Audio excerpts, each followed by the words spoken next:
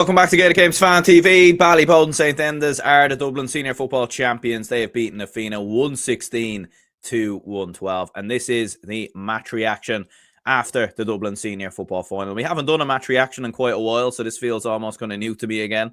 Since probably the All-Ireland Football Championship Final. We haven't done any club match reactions and everything else. Of course, still been doing videos, still been doing podcasts and everything else. But we haven't done a match reaction in a while. And I've changed the layout a little bit as well. Going to try start doing a few different things for next year in terms of match reactions and everything else. But look, I did want to discuss this game that took place last night as Ballyboden St Endas won their first Dublin Senior Football Championship since 2019. And massive congratulations to Ballyboden St Endas. First of all, I think that is worth mentioning for getting over the line, for getting the victory and getting the win, and commiserations for Fianna. Look, in terms of the game, look, Ballyboden were the deserved team. There's no question about that. I think Fianna struggled to get going, to be honest with you. They struggled for large parts of this game. It was very even in the first half. There wasn't really much between both sides. 7 points apiece at halftime. And you felt like, you know, it was there really for either side. I think with the conditions and everything else, like the weather in Dublin over the last 2 days has been very, very bad. Very, very rainy, windy, miserable. I mean, it's 10:30 in the morning. I've got the lights on and everything around here. It's dark, it's dreary, everything else. So, look, that was always going to play a part with the game and with the match yesterday. And yeah, I felt that neither side really took advantage. I think Fianna were playing with the wind in the first half, but they couldn't really create too many chances. They couldn't really take advantage. A couple of chances going wide. I think they were lacking in forwards what Ballyboden had at the other end in terms of Ross McGarry, in terms of Colin Baskell, Alex Gavin as well. And Fianna were just struggling a little bit. They couldn't really get Conor McHugh, I felt, into the game. Sean Caffrey was fairly quiet. And Fianna whilst in the first half were doing very well defensively, like Ballyboden playing against the wind in the first half. Like they were very much focused on goals. They were trying to get in behind Fianna, and they struggled kind of in that aspect, and that was kind of credit to Fianna. But look, it was very similar. Like even in terms of stats, we'll have a look at the stats now in a couple of moments. But in terms of stats, it was very, very even between both sides. In terms of frees conceded, in terms of turnovers, kickouts, it was a very, very even game in regards to that. But I think a huge point really in the second half. Ballyboden now playing with the wind in the second half. They managed to take advantage. They kicked the only 2-pointer of the game as well, and really kind of dominated from that aspect. Really, it must be said. And yeah, a little bit disappointing from Fianna in regards to that. And Peter Healy with that 2-pointer, and Ballyboden took advantage, and they sort of took over the game from there. Keane Darcy obviously getting the goal, which was absolutely massive from their perspective. And Fianna were chasing the game. And you felt like if this game could have went on another 10, 15, 20 minutes, you felt like Ballyboden would have pulled away even further. And on Fianna actually narrowed it down. Like it was a 9-point lead, and then they narrowed it down to 4 points in the end. But I don't think there was anything getting away from Ballyboden St Endas. Two players were highlighting for me. I thought Ross McGarry was outstanding, to be honest with you. He was absolutely brilliant playing in that number 10 role. And I think he's a player that I think, has been on the fringes for Dublin a little bit in the last couple of years. We haven't really utilised them in that type of a position with the Dublin footballers. We've mainly sort of used them as corner forward or at wing forward.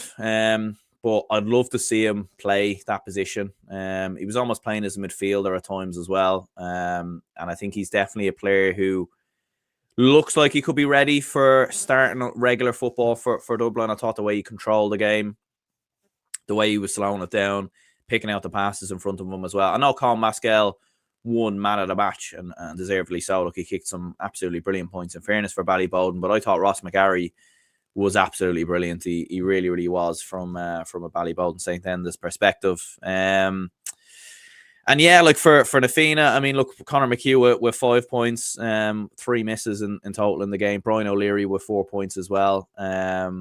He was very impressive, and I sort of highlighted him sort of coming into this game in terms of how impressive he was.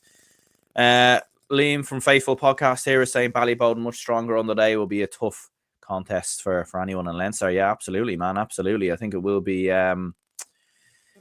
tough. I mean, it is one of them, though, at the same time. I do think, like, the Leinster teams, the likes of whether it is a Naas or even who comes through Offaly and some of the other counties, I think they will be looking at it and thinking, playing Ballyboden, probably it is a little bit better than maybe playing a Coola or a Kilmacud Crokes. Like, I think, I might be wrong on this, but I think the last time Ballyboden came through Dublin in 2019, I think they were shocked somewhere along the way, I think, in Leinster.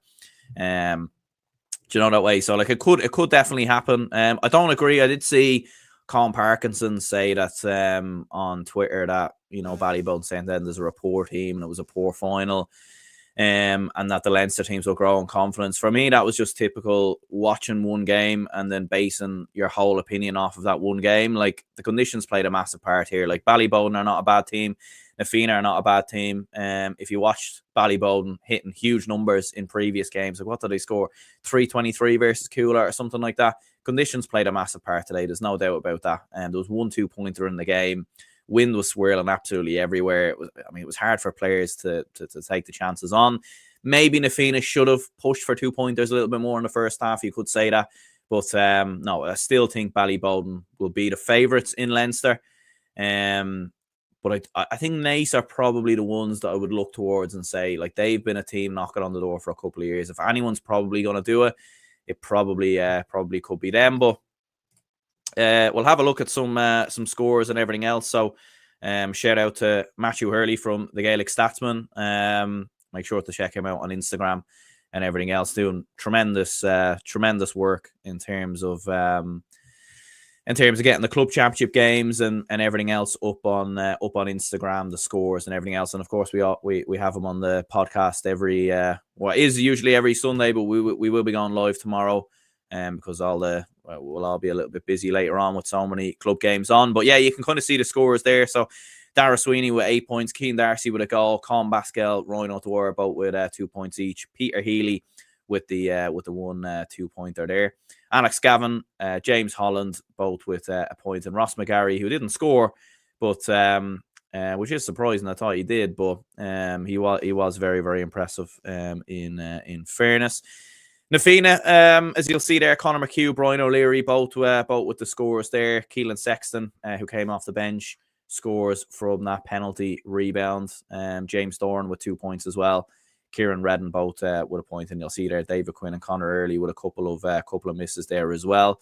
I think the big thing really, I think that when Na Fianna scored their 7th point in the game, I think it was around the 20th minute or so, and they actually didn't score again in the game until I think it was like with 10 minutes to go. So they had a huge chunk of time there without scoring, and they just couldn't get a grip on the game. I did see a lot of Na Fianna fans on Twitter and everything else blaming the referee and all that. I don't really know where that narrative has come from, in all honesty. Like, even if we look here, again, Matthew's stats here, like when we look at the frees conceded, I mean, there's 2 frees in the difference there between Ballyboden and Na Fianna. Na Fianna conceding 19 frees, Ballyboden conceding 17. I do think the referee could have let it flow a little bit more at times, especially with the conditions and everything else. I do think he could have done that, but I don't think it necessarily favoured one team more than another. I think Ballyboden got more frees and got more chances because overall they were the better team. You know, they were getting into better positions. How many times at the start of the second half were Na Fianna getting in behind the Ballyboden defence? How many times were they causing chances, causing problems? And coincidentally, when they did start kind of going for goals, like, they were actually causing problems. They won the penalty. There was another chance they had as well that I think was well saved by the Bowden keeper. So they were getting chances. They were getting opportunities. They just weren't taking them, really, essentially. But yeah, like when you look at the statistics there, I mean, it was very even across the board in terms of shot percentage. Like Ballyboden with a little bit more there. Turnovers was probably a big one, really. Ballyboden winning a huge amount of turnovers in comparison to Na Fianna. If you look down at the bottom, and yeah, congratulations to Ballyboden overall for getting over the line.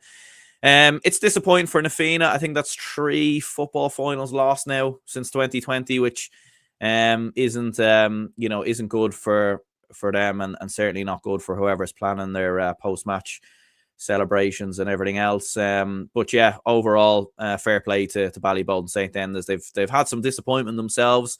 You think back to the 2020 final. I think they lost the 21 final as well.